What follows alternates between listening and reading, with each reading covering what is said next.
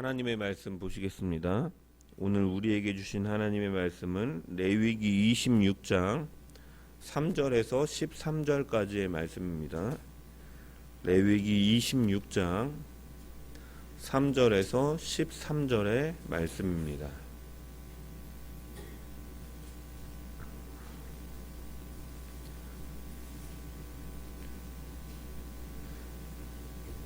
다 찾으신 줄 알고 제가 하나님의 말씀을 봉독합니다.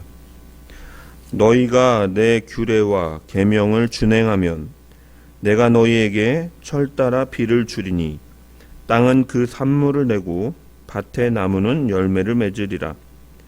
너희의 타작은 포도 딸 때까지 미치며 너희의 포도 따는 것은 파종할 때까지 미치리니 너희가 음식을 배불리 먹고 너희의 땅에 안전하게 거주하리라. 내가 그 땅에 평화를 줄 것인즉 너희가 누울 때 너희를 두렵게 할 자가 없을 것이며 내가 사나운 짐승을 그 땅에서 제할 것이요 칼이 너희의 땅에 두루 행하지 아니할 것이며 너희의 원수들을 쫓으리니 그들이 너희 앞에서 칼에 엎드러질 것이라. 또 너희 다섯이 백을 쫓고 너희 백이 만을 쫓으리니 너희 대적들이 너희 앞에서 칼에 엎드러질 것이며 내가 너희를 돌보아 너희를 번성하게 하고 너희를 창대하게 할 것이며 내가 너희와 함께한 내 언약을 이행하리라. 너희는 오래 두었던 묵은 곡식을 먹다가 새 곡식으로 말미암아 묵은 곡식을 치우게 될 것이며 내가 내 속막을 너희 중에 세우리니 내 마음이 너희를 싫어하지 아니할 것이며 나는 너희 중에 행하여 너희의 하나님이 되고 너희는 내 백성이 될 것이니라. 나는 너희를 애굽 땅에서 인도해 내어 그들에게 종된 것을 면하게 한 너희의 하나님 여호와이니라. 내가 너희의 멍에의 빗장을 부수고 너희를 바로 서서 걷게 하였느니라. 아멘. 말씀을 통한 주의 은혜와 평강이 모인 모든 자들 가운데 넘치기를 축원합니다. 오늘은 레위기 강해의 마지막 시간입니다. 레위기는 27장으로 이루어져 있지만 27장은 이제 추가적인 예물법에 대해서 가르치기 위한 부록의 성격이 강하고 실질적인 마무리는 오늘 본문에 속한 26장이라 할 수 있습니다. 왜냐하면 이 법전은 통상적으로 축복과 이 저주의 조항으로 마무리되고 끝나기 때문입니다. 우리가 하나님의 말씀을 듣고 그대로 순종하며 산다면 어떤 일이 벌어지는가? 뒤에 놔두세요. 뒤에 놔두세요.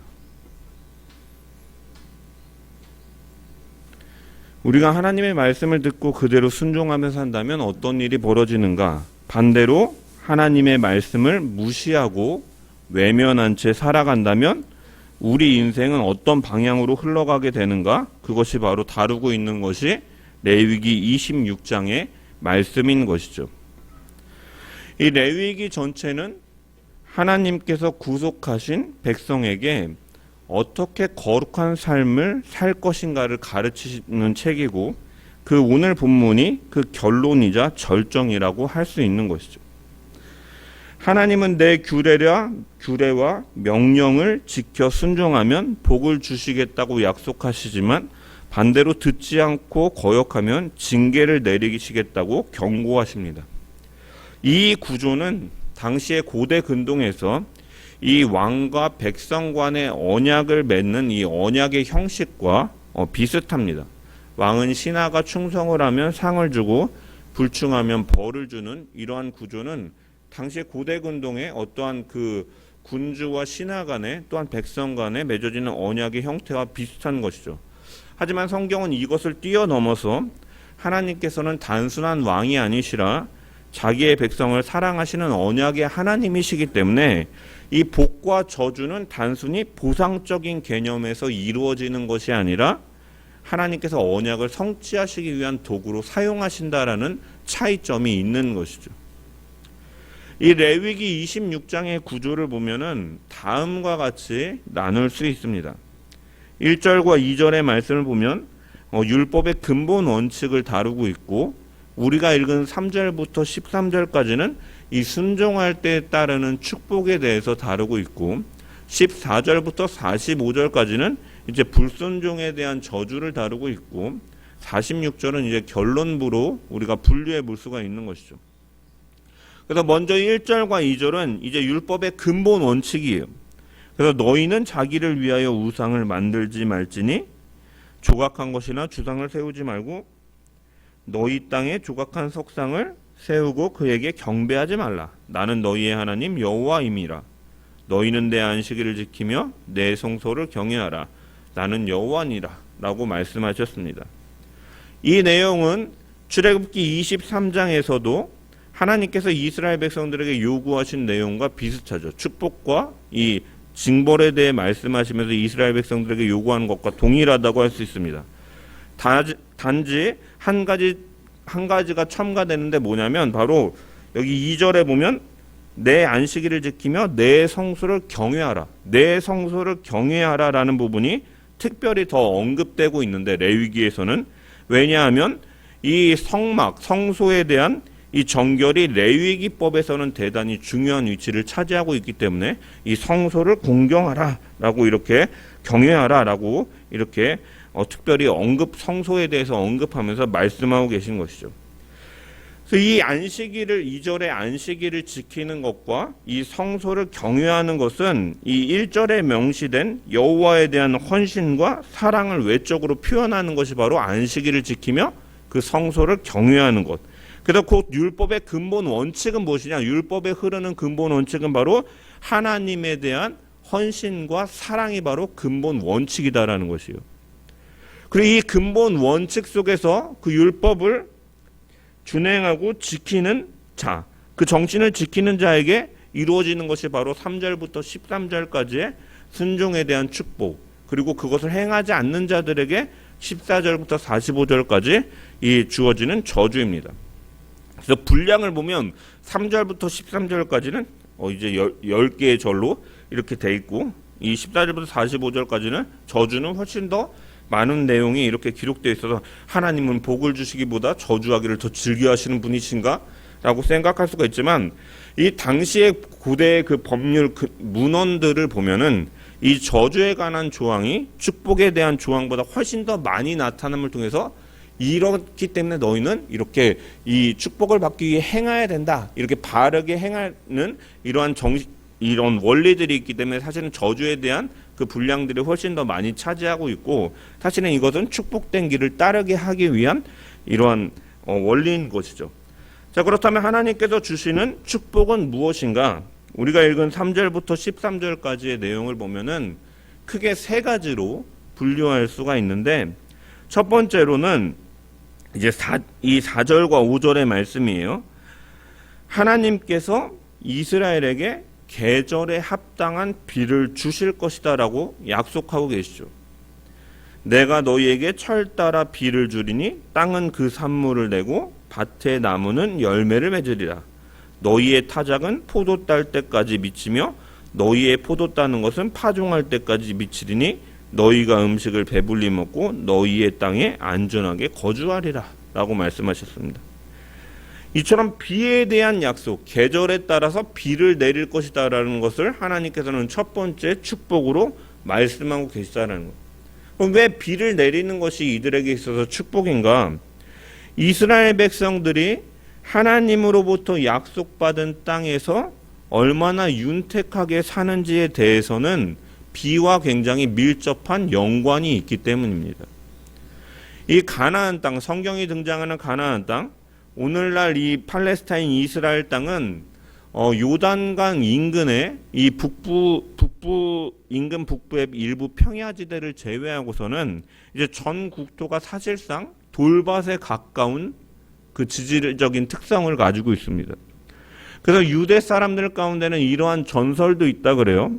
하나님께서 세상을 창조하신 후에 이제 천사들에게 이제 자갈과 바위를 이제 지구 곳곳에 골고루 뿌리고 오라고 명령을 내리셨는데, 천사 하나가 자갈과 바위를 싣고 들고 가다가 다른 국가와 지역에 뿌릴 돌자루를 실수로 땅에 버렸는데 그곳이 바로 이 팔레스타인 지역이다라고 말할 정도로 이 가나안은 그만큼 돌이 많은 땅이다라는 것이죠. 그리고 또한 토양도 어떠한 토양을 가지고 있냐면 이 석회암 지역으로 이제 석회암은 어떠한 특징이 있냐면 이 비가 오면은 물을 가두어 두고 필요할 때 쓸 수 없는 곳이에요. 왜냐하면은 석회암은 물에 잘 녹는 성질이 있잖아요. 그래가지고 빗물이 내리면 대부분 이제 녹으면서 빗물이 지하로 스며들고 이 스며들기 때문에 이 겉으로 흐르는 하천이 굉장히 적다라는 것이죠. 그래서 이제 물이 빠르게 스며들고 겉에 흐르는 하천이 없기 때문에 이제 물이 오래 머무르지 못하고 그로 인해서 가뭄이 굉장히 쉽게 발생할 수 있는 곳. 그래서 비가 많이 오면 또한 일시적으로 급격한 홍수가 생기는 그러한 어떻게 보면은 굉장히 좋지 않은 환경의 땅이었다라는 거예요. 그런데 구약 성경에 하나님께서는 이스라엘 백성들에게 이 땅을 약속하시면서 그 땅을 뭐라고 말씀하십니까? 젖과 꿀이 흐르는 땅이요 축복의 땅, 생명과 풍요의 땅이라고 말씀하시는 것이죠. 왜 그런가? 뭐 이것에 대해서 혹자는 이 지금으로부터 3,000년 전 혹은 5,000년 전에 성경이 쓰여질 당시에는 이 팔레스타인 지역의 기후와 토지 상황이 지금과는 달랐을 것이다라고 주장하기도 하지만 사실은 오늘 이 현대의 그 땅의 기후와 이 숲의 면적 등 이런 생태계적인 경향이 조금은 달라졌을지 모르나 커다란 변화는 없었다라고 보는 것이 일반적인 견해이고, 그런데 왜 하나님께서는 이 땅을 젖과 꿀이 흐르는 땅이냐, 왜 생명과 풍요의 땅이냐, 축복의 땅이라고 말씀하셨냐? 사실은 그렇게 눈으로 보기에는 그렇게 매력적이지 않은 땅이었다라는 것을 성경 역시도 드러내고 있다라는 거예요. 창세기에 보면 아브라함과 이제 조카 롯이 이제 가나안 땅에 가서 이제 그들이 하나님의 축복 속에서 이제 재산이 번식됨으로 이렇게 서로 하인들끼리 싸우는 일이 나타나게 되니까 아브라함이 조카 롯에게 먼저 네가 우리가 이렇게 싸우는 것이 좋지 아니하니까 네가 보고서 우리가 조금 따로 분류해서 사는 게 좋겠다. 네가 보고서 땅을 정하면 나는 그 이후에 네가 결정하지 않은 땅을 내가 선택하겠다라고 말을 합니다. 그래서 롯이 이제 어떤 땅을 선택합니까? 눈을 들어서 보니까 요단 동편의 땅, 가나안 땅이 아닌 요단 동편의 땅이 이제 굉장히 매력적으로 보여서 그 땅을 선택하죠. 이처럼 사실은 당시에도 전혀 이 가나안 땅 팔레스타인 지역은 이렇게 매력적이지 않은 땅으로 성경은 등장시키고 있다는 거예요. 이처럼 석회암 돌밭 지대에다가 강우량이 부족하고 물을 가두어서 이 건기와 가뭄에 대처하기 어려운 땅인데 왜 하나님은 그 땅을 젖과 꿀이 흐르는 땅이라고 말씀하시느냐? 사실 이 젖과 꿀이 흐르는 땅에 가장 근접하고 적합한 지역은 어디냐면 사실 이스라엘 백성들이 그 노예 생활하던 이집트 땅 아니면 아브라함이 처음에 왔던 이 메소포타미아 티그라스 유프라테스 강 인근, 사실 여기는 계속적으로 하천이 범람하고 또한 강의 흐름을 통해서 이 굉장히 물도 풍부하고 농사가 잘 지어지는 땅입니다. 그래서 이 인류의 문명이 시작된 4대 문명을 말할 때 이 메소포타미아, 이 티그리스와 유프라테스강 혹은 이집트 문명, 또한 황하 문명, 그리고 인도의 그 문명을 말하는 것이 이 땅이 그만큼 살기 좋고 물이 많고 비옥하기 때문이죠. 그래서 출애굽해서 광야로 나와서 이스라엘 백성들이 물과 먹을 것이 없을 때마다 뭐라고 말합니까? 이집트 땅은 젖과 꿀이 흐르는 땅이었다라고 말하면서 그들이 반란을 하는 것도 일으켰던 것도 이러한 이유 때문인 것이죠. 하지만 하나님께서는 가나안 땅을 젖과 꿀이 흐르는 땅이라고 말씀하시고 이 오늘 축복에서 첫 번째로 말씀하시는 비를 말씀하시는데 그것은 왜 그러냐? 하나님의 은혜가 있을 때 그 땅은 바로 젖과 꿀이 흐르는 땅이 되기 때문인 것이죠. 이스라엘 땅은 어떻게 보면 그렇기 때문에 자립적인 땅이 아니라 하나님에게 의존적으로 될 수밖에 없는 땅이었다라는 것이죠.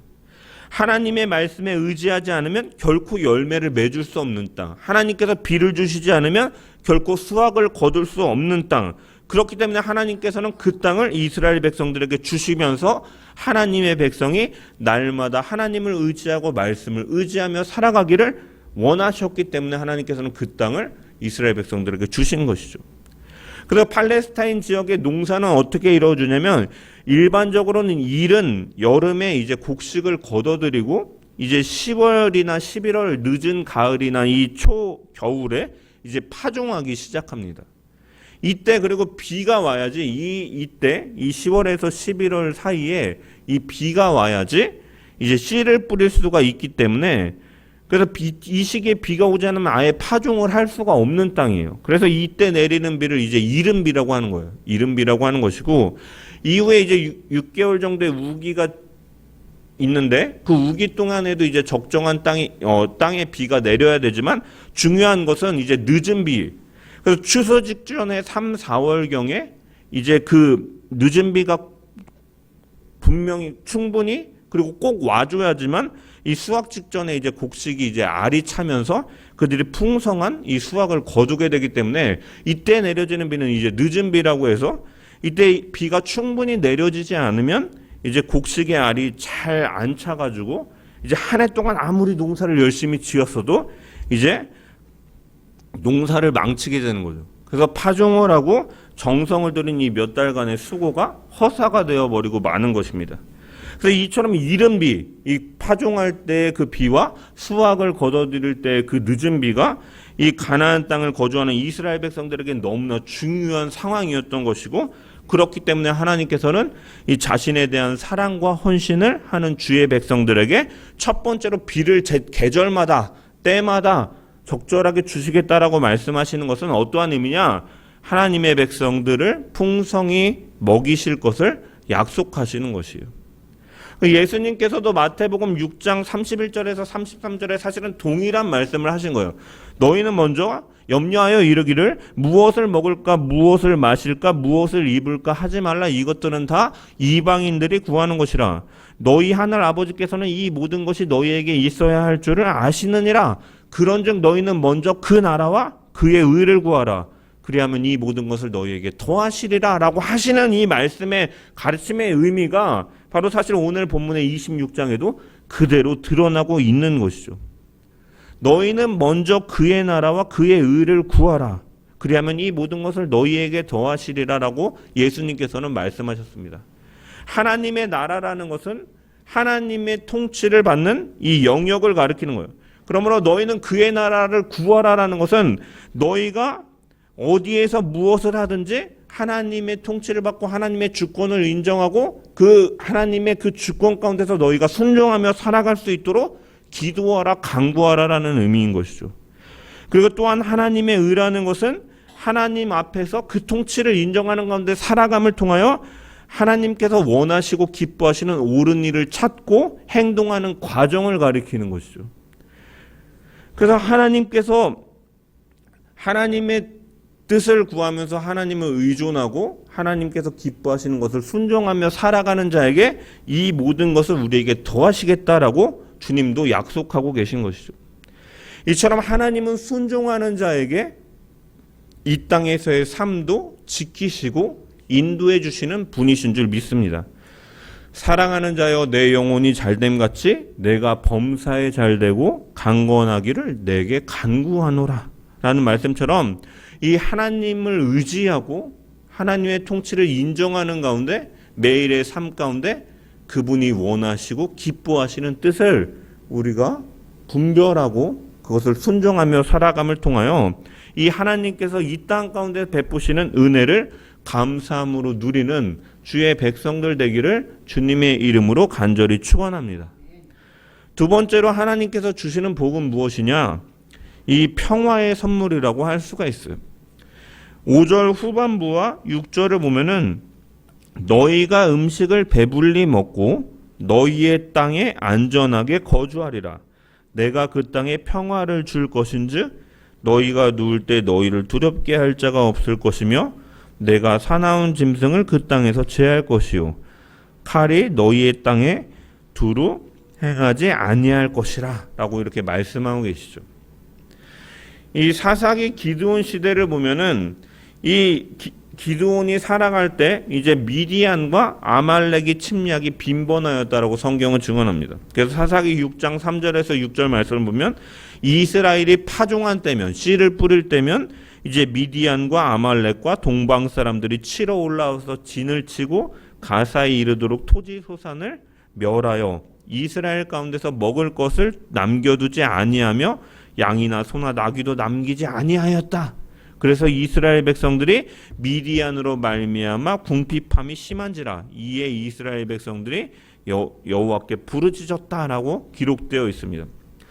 하나님께서 아무리 비를 주신다고 해도 양식이 그로 인해서 풍족하다 할지라도 안전이 없다면 그 효과는 제한될 수밖에 없는 것이죠. 아무리 풍족한 것을 거둬들인다 하더라도 대적들이 나타나서 자꾸 그것을 빼앗으면 풍족할 수가 없는 거예요. 제한될 수밖에 없는 거예요.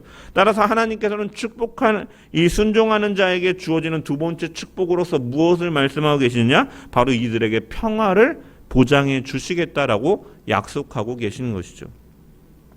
이들의 원수의 공격이 왔을 때에도 전쟁에서 확실히 승리하게 하실 것이고 심지어 들짐승조차도 이들을 해하지 못하게 할 것이다라고 하나님은 말씀하시는 거죠.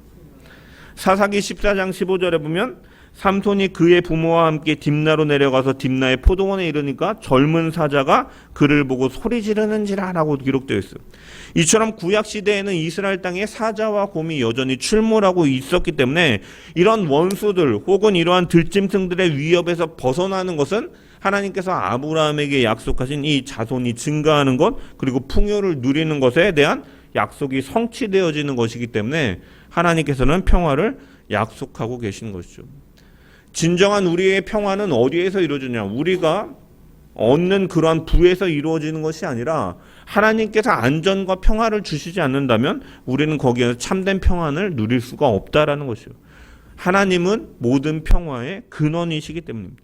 그래서 이 세상 속에 존재할 수 있는 수많은 위험한 요소로부터 우리가 안전을 보장받고 우리가 평화를 누릴 수 있는 것은 우리를 지키시고 보호해 주시는 하나님 안에 거할 때 가능하다라는 것이죠. 그래서 우리는 하나님을 전적으로 의지하는 가운데 신뢰하면서 하나님께서 주시는 참된 평안을 누리는 자들 되기를 주의 이름으로 간절히 축원합니다. 세 번째로 하나님께서 주시는 복은 무엇이냐면 하나님의 임재를 말씀하고 계십니다.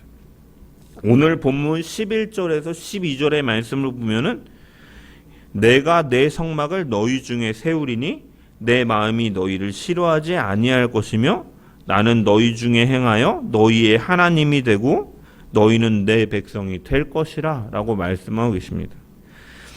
여기서 세운다라고 세우리니 라고 이 세운다라고 번역된 히브리어 말은 이 너희에게 주다, 너희 안에 두다라는 의미를 가진 단어예요. 그리고 내 성막은 정착하다, 머무르다는 이런 의미를 가진 명사, 그리고 1인칭 전미어가 합쳐진 단어입니다. 그래서 문자적으로는 내가 머무르는 곳이라는 의미를 갖고 있어요. 그래서 종합해서 이 본문을 지역해 보면 그리고 내가 나의 머무르는 곳을 너희 가운데 두겠다라는 의미인 것이죠. 하나님께서 임재하시겠다라는 약속이에요. 이 말씀은 우리가 한글 성경으로 보면 출애굽 이후에 지었던 장막을 다시 새로 지어서 세우겠다라는 의미처럼 보이지만 그런 것이 아니라 실제로 다시 세우는 것을 말씀하시는 것이 아니라 이미 지어진 장막을 옮겨서 가나안 땅의 이스라엘 백성들 가운데 두시겠다라는 의미인 것이죠. 원어로 보면. 그래서 하나님께서 이스라엘 백성들 가운데 거하시겠다라는 의미를 여기 레위기에서는 성막을 그들 가운데 두시겠다라고 표현하고 계세요. 왜? 레위기에서는 이 성막의 의미가 굉장히 우리가 지금까지 살펴본 것처럼 굉장히 중요하기 때문이죠. 이 성막은 어떠한 특징을 갖고 있습니까? 하나님은 아무 때나 누구나 쉽게 접근할 수 있는 분이 아니라는 것을 보여주는 것이 바로 성막이죠. 반드시 하나님의 명령대로 절차대로 지어지고 이루어지고 하나님께서 임재하심을 통해서 이 성막의 규례를 통해서 하나님은 만나실 수 있는 분입니다. 그래서 이것은 무엇이냐? 하나님께서 그 하나님 자신에게로 나오려 하는 사람에게 요구하시는 이 하나님에 대한 거룩함을 인정하는 자들이 하나님께 나올 수 있다라는 것을 의미하는 것이죠. 성막을 통해 하나님께 나아가는 것은 하나님은 그렇게 거룩하신 분입니다라는 것을 인정하는 자들이 그런 규례를 따라서 나아갈 수 있는 것이고, 또한 하나님이 제시하신 방법에 동의하는 자만이 하나님을 만날 수 있다는 사실을 내표하고 있는 것이 바로 성막인 것이죠. 그래서 하나님이 그렇게 성막을 너희 가운데 두시겠다라는 것은 이러한 의미를 갖고 있는 거예요. 하나님께서 나는 너희 중에 행하여 너희의 하나님이 된다. 하나님은 그렇게 아무나 쉽게 접근할 수 없는 하나님이시지만 하나님께서 허락하신 제시하신 방법을 통해서 하나님께로 나올 수 있는데, 하나님이 먼저 그들에게 내가 너희 가운데 함께 계시겠다라고 약속하시는 은혜 속에서 그들이 하나님께로 나아갈 수가 있는 것이죠. 그리고 하나님은 그러한 그들과 함께 하시겠다라고 말씀하고 계신 것이에요. 12절에 보면 왜 이것이 복인가? 나는 너희 중에 행하여 너희의 하나님이 되고 너희는 내 백성이 될 것이다 라고 말씀하셨는데, 여기에 행하다라고 번역된 히브리어 원문을 보면은 이 히트 할렉이라는 말인데, 이 할락, 그 걷다라는 의미의 이 동사가 사용되어집니다. 그래서 하나님께서는 자신의 백성에게 무관심하거나 어느 한 곳에 머물러 계신 분이 아니라, 고대 근동의 사람들에게 있어서 신의 개념은 어떠한 개념입니까? 산의 신이 있고 바다의 신이 있고 무슨 어디 영역의 신이 있고 지하의 신이 있고, 이렇게 이 고대 근동의 신의 개념은 어떠한 일정한 범위 내에서만 강한 힘을 발휘할 수 있는 지역 신의 개념을 갖고 있었는데, 이스라엘의 하나님, 유일하신 여호와 하나님은 그런 우상들과 달리 세상의 어느 곳에 계시지 않는 곳이 없이 편재하시는 분이라는 사실을 드러내고 있는 거죠. 여기 너희 가운데 행한다라는 것은 그러한 의미를 갖고 있고, 그러한 하나님이 우리 가운데 임재하신다라는 것은 왜 그것이 복이냐? 그러한 하나님께서 어디에나 계신 하나님께서 내가 잠잘 때든지 직장에 있든지 가정에 있든지 어디에 있든지 언제든지 하나님께서 세심하게 하나님의 백성들을 보살펴 주신다라는 것이죠. 그래서 이 단어를 창세기에서는 이 히트할렉이라는 단어를 이 믿음의 조상들이 하나님과 동행하는 것을 묘사할 때 이 단어를 사용하였다라는 거예요. 그래서 하나님께서 하나님의 백성 가운데 임재하신다라는 것은 이 걷는다라는 의미를 갖고 있잖아요. 바로 타락 이전에 하나님께서 에덴 동산에서 거니신 것처럼 하나님은 그의 백성 가운데서 앞뒤로 걸으신다라는 의미를 갖고 있는 것이죠. 앞서 인간은 하나님께 함부로 나아갈 수 없고 반드시 거룩한 예식을 거쳐서 나아갈 수 있지만, 하나님은 그러한 제약을 받으시는 분이 아니라 하나님의 의지대로 이스라엘 백성들이 어디에 있든지 언제든지 하나님의 의지대로 임하실 수 있는 분이시다. 그래서 이스라엘 공동체의 삶 가운데 함께 하시는 분이시다라는 의미가 바로 여기 하나님의 임재의 축복 가운데 담겨 있는 것입니다. 오늘날에도 하나님은 이 예배당 건물 내에만 계신 분이 아니시죠. 우리의 삶의 터전으로 삼고 있는 모든 곳에 하나님께서는 다 계신 분이고, 모든 곳에서 하나님께서는 우리를 돌보시며 긍휼함으로 인도하시는 분이신 줄 믿습니다. 그 하나님과 동행함으로 하나님께서 행하시는 약속의 성취를 경험함을 통하여 그 축복을 누리는 주의 백성들 되기를 주님의 이름으로 간절히 축원합니다. 우리가 시간 관계상 읽지는 않았지만 14절부터 45절까지 등장하는 이 저주, 이 징벌, 이 형벌에 대한 이 축복에 대한 반대 개념은 이 저주, 형벌은 한마디로 요약을 하면은 이 축복의 반대 상황이라고 정리할 수가 있습니다.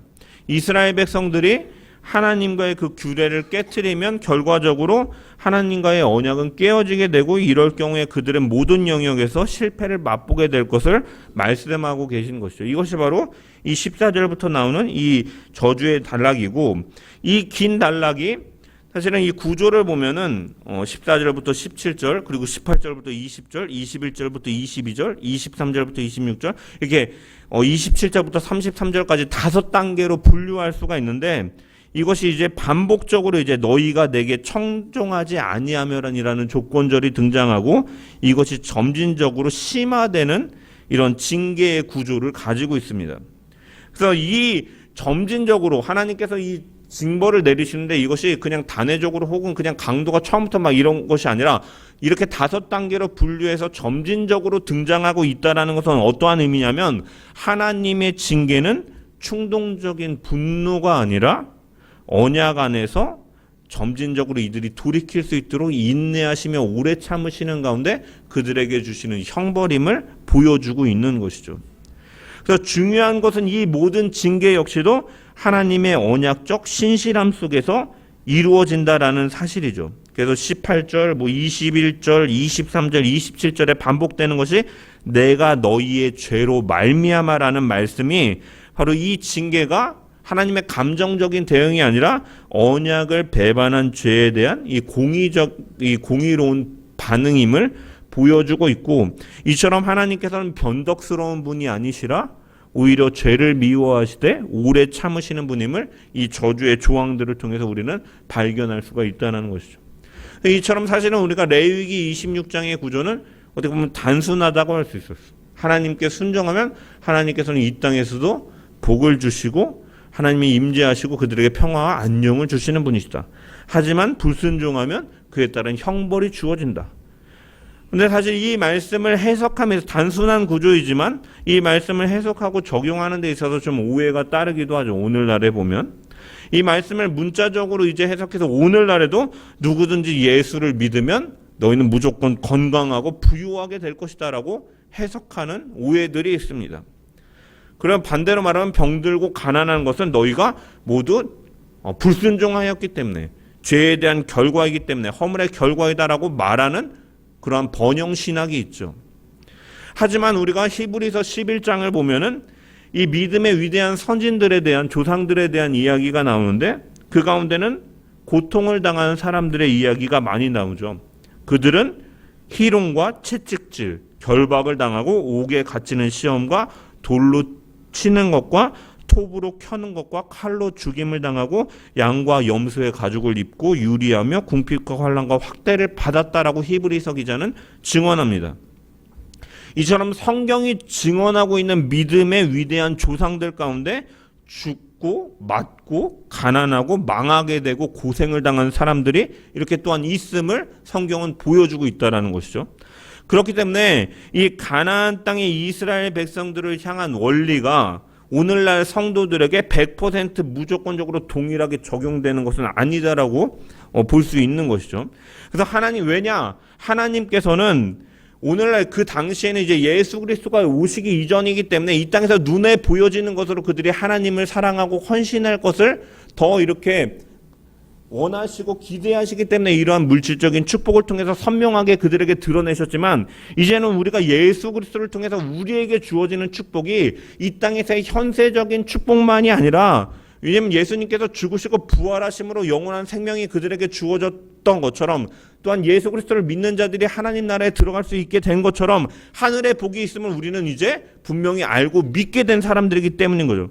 그래서 때로는 그러한 믿음의 사람들 가운데는 하늘의 더 큰 축복을 위해서 이 땅에서의 축복을 희생하는 사람들도 있고 하나님께서 희생을 요구하시는 사람들도 있다라는 것을 히브리서 11장은 보여주고 있는 것이죠.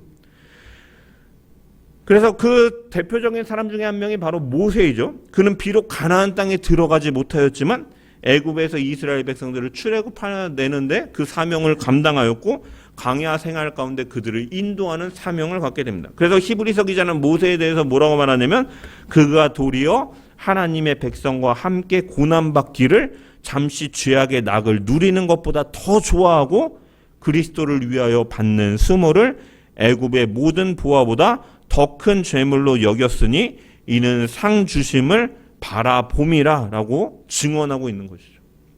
그러므로 이 번영신학, 이 예수님을 믿으면 무조건 이 땅에서 복을 받고 잘되고 부자가 된다라는 이러한 것은 사실은 복음을 변질시키는 것이고 사람들을 진리로 이끌지 못하는 심각한 문제를 가진 것이죠.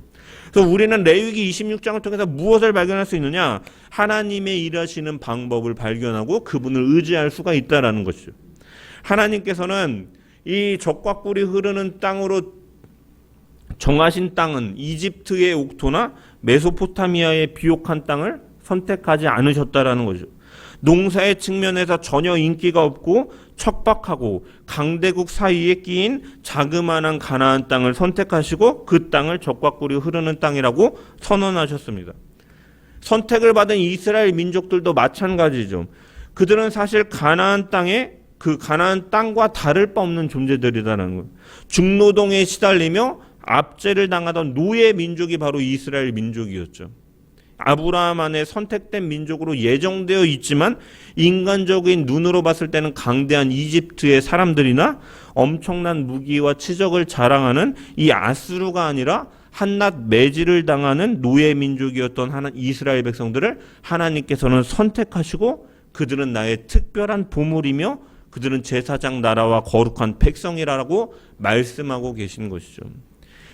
가나안 땅을 선택하신 것도 이스라엘 백성들을 선택하신 것도 비록 보잘것없지만 하나님이 그들과 함께 하시고 복을 주실 때 그것이 보물이 되고 거룩한 것이 되며 제사장 나라가 되는 것처럼 어떻게 보면 우리가 하나님 앞에 무엇을 내세울 수가 있겠습니까? 하나님과 원수되고 비천한 죄로 인하여서 비천하고 멸망당할 수밖에 없는 존재인 우리들을 하나님께서는 이런 보잘것없고 자격 없는 우리들을 하나님의 자녀로 삼아주시면서 복의 통로가 되게 하시는 것이죠. 이처럼 하나님은 상황과 현실을 뛰어넘어서 일하시는 분이고 초월적인 하나님이시며 그 하나님께서 바로 원수되었던 우리들을 구원하시고 그의 위대하심을 나타내시는 하나님이시다라는 것이에요. 우리가 스스로 내세울 것 없다 하더라도 하나님께서 그런 우리를 주의 자녀로 삼아주셨고 그 우리와 함께하여 계심으로 우리는 복된 자녀가 된다. 그 은혜가 사실은 우리 가운데 삶 가운데 날마다 흐르고 있음을 기억하며 우리는 감사해야 되는 것이죠.